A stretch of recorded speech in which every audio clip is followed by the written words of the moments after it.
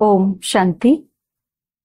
अव्यक्त मुरलियों की श्रृंखला में आज हम प्यारे बाप दादा के 13/3/71 के मधुर महावाक्य सुन रहे हैं। सार है मुरली का, बंधन मुक्त आत्मा की निशानियां।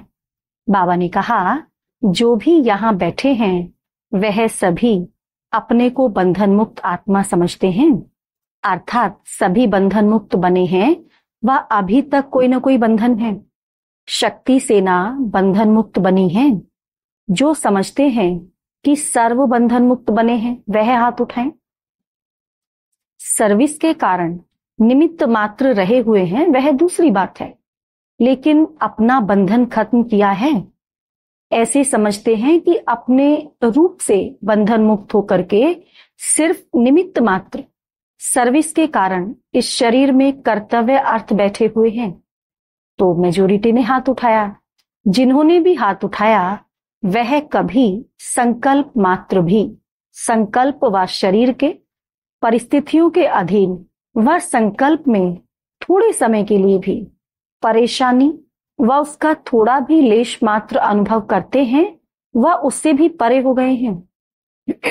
जब बंधन मुक्त हैं तो मन के वश अर्थात व्यर्थ संकल्पों के वश नहीं होंगे।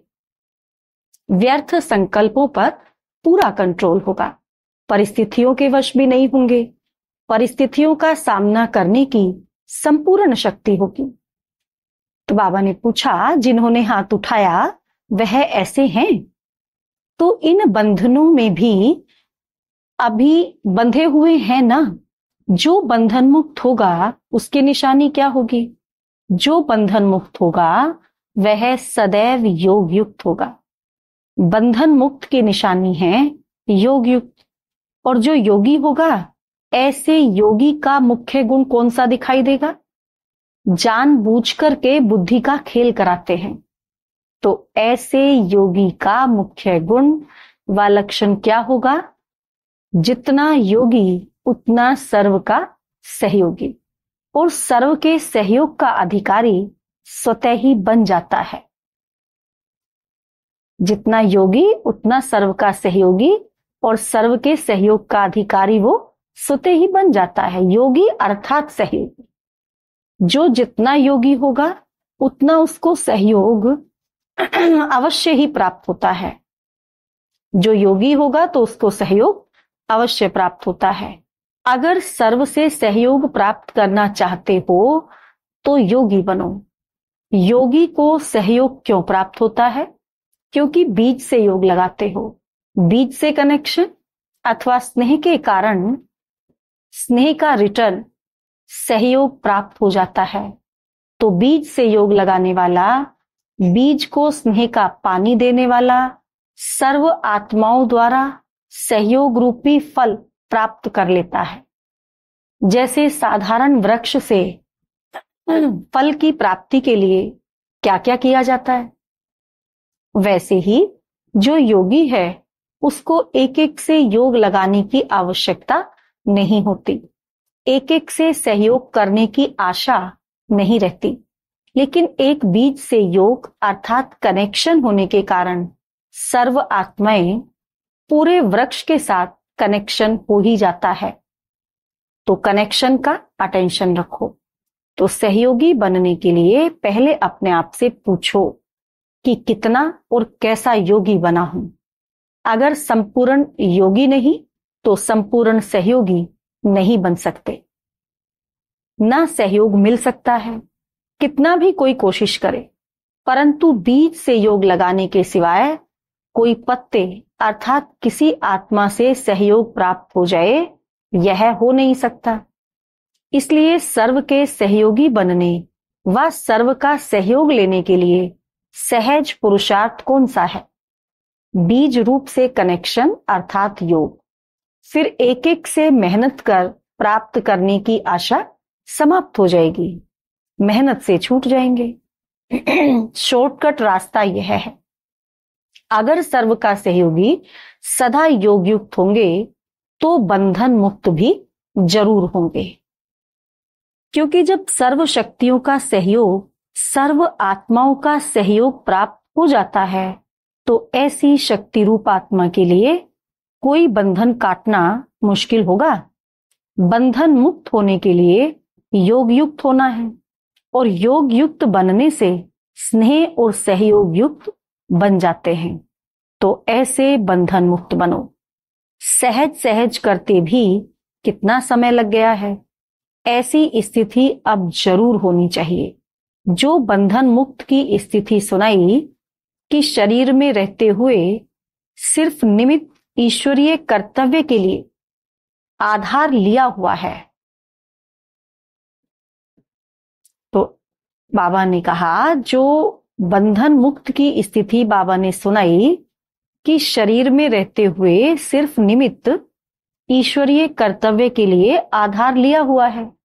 अधीनता नहीं होनी चाहिए। निमित्त आधार लिया है। जो निमित्त आधार शरीर को समझेंगे वह कभी भी अधीन नहीं होंगे। तो ये शरीर क्या है? शरीर हमने आधार लिया है ईश्वरीय कर्तव्य करने के लिए। ऐसा समझकर हमें चलना है। निमित्त आधार मूर्त ही सर्व आत्माओं के आधार मूर्त बन सकते हैं। जो स्वयं ही अधीन है वह उद्धार क्या करेंगे? जो स्वयं ही किसी के अधीन हैं तो वो दूसरों का उद्धार कैसे कर सकते हैं? इसीलिए सर्विस की सफलता भी इतनी है जितनी अधीनता से परे हरेक हैं। जितना हम अधीनता से परे हैं उतनी ही हमारी सर्विस की सफलता है। तो सर्व की सफलता के लिए सर्व अधीनता से परे होना बहुत जरूरी है। इस स्थिति को बनाने के लिए ऐसे 2 शब्द याद रखो जिससे सहज ही ऐसी स्थिति को पा सको। तो वह कौन से 2 शब्द हैं? जब बंधन मुक्त हो जाएंगे तो जैसे टेलीफोन में 1-2 का आवाज कैच कर सकते हैं, वैसे कोई के संकल्प में क्या है वह भी कैच करेंगे। अभी अर्जुन बन रहे हो इसीलिए सोचना पड़ता है। तो 2 शब्द हैं, साक्षी और दूसरा साथी। पहला है साक्षी और दूसरा है साथी। एक तो साथी को सदैव साथ रखो और दूसरा साक्षी बनकर हर कर्म करो। तो साथी और साक्षी ये 2 शब्द प्रैक्टिस में लाओ तो यह बंधन मुक्त की अवस्था बहुत जल्दी बन सकती है। सर्वशक्तिमान का साथ होने से शक्तियां भी सर्व प्राप्त हो जाती हैं और साथ साथ साक्षी बनकर चलने से कोई भी बंधन में फंसेंगे नहीं।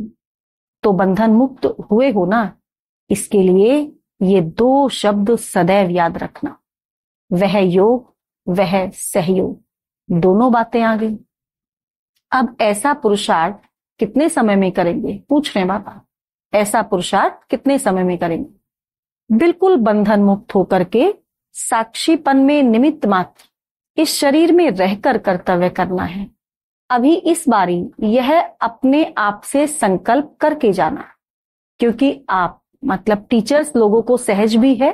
टीचर्स से बाबा बात कर रहे हैं। टीचर्स को विशेष सहज क्यों है? क्योंकि उन्हों पूरा जीवन ही निमित्त है। समझा? टीचर्स हैं ही निमित्त बने हुए। तो उन्हों को यह संकल्प रखना है कि इस शरीर में भी हम निमित्त मात्र हैं। यह तो सहज होगा ना। इन गोपों लोगों को तो मतलब भाइयों के लिए बाबा कह रहे, तो फिर डबल जिम्मेवारी है। इसीलिए इन्हों को युद्ध करनी पड़ेगी हटाने की। बाकी जो है ही निमित्त बने हुए तो उन्हों के लिए सहज है। आप माताओं के लिए बाबा कह रहे हैं, माताओं के लिए फिर सहज क्या है? जैसे उन्हों को इस विशेष बात के कारण सहज है, वैसे आप लोगों को भी एक बात के कारण सहज है। जो प्रवृत्ति में रहते हैं उन्हों के लिए सहज बात इसलिए है कि उन्हों के सामने सदैव कंट्रास्ट है। कंट्रास्ट होने के कारण निर्णय करना सहज हो जाता है। निर्णय करने की शक्ति कम है, इसीलिए सहज नहीं भासता है। एक बार जब अनुभव कर लिया कि इससे प्राप्ति क्या है, फिर निर्णय हो ही जाता है। ठोकर का अनुभव एक बार किया तो फिर बार बार थोड़ी ठोकर खाएंगे। निर्णय शक्ति कम है तो फिर मुश्किल भी हो जाता है। तो यह प्रवृत्ति में अथवा परिवार में रहते हैं, उनके अनुभवी होने के कारण सामने कंट्रास्ट होने के कारण धोखे से बच जाते हैं। जो वरदान के अधिकारी बन जाते हैं वह किसके अधीन नहीं होते। समझा? तो अब अधीनता समाप्त, अधिकार शुरू। अब कोई अधीनता का संकल्प भी ना आए, ऐसा पक्का निश्चय है। अब कभी भी अधीनता का संकल्प भी नहीं, ऐसा पक्का निश्चय है। निश्चय में कभी परसेंटेज नहीं होती है, या तो निश्चय होता है या तो नहीं होता है। शक्ति सेना ने अपने में क्या धारणा की है, जब स्नेह और शक्ति समान होंगे फिर तो संपूर्ण हो ही गए। अपने शूरवीर रूप का साक्षात्कार किया है। बाबा पूछ रहे हैं कि अपने शूरवीर रूप का साक्षात्कार किया है। शूरवीर कभी किससे घबराते नहीं, लेकिन शूरवीर के सामने आने वाले घबराते हैं। तो अभी जो शूरवीरता का साक्षात्कार किया, सदैव वही सामने रखना। और आज जो 2 शब्द सुनाए वह सदैव याद रखना। आज जो 2 शब्द बाबा ने सुनाए कौन से? एक था साक्षी और दूसरा क्या था? एक साक्षी, दूसरा साथी। साथी को सदा साथ रखो और साक्षी बनकर हर कर्म करो। तो ये 2 शब्द बाबा ने कहा सदैव याद रखना। अच्छा, ओम शांति।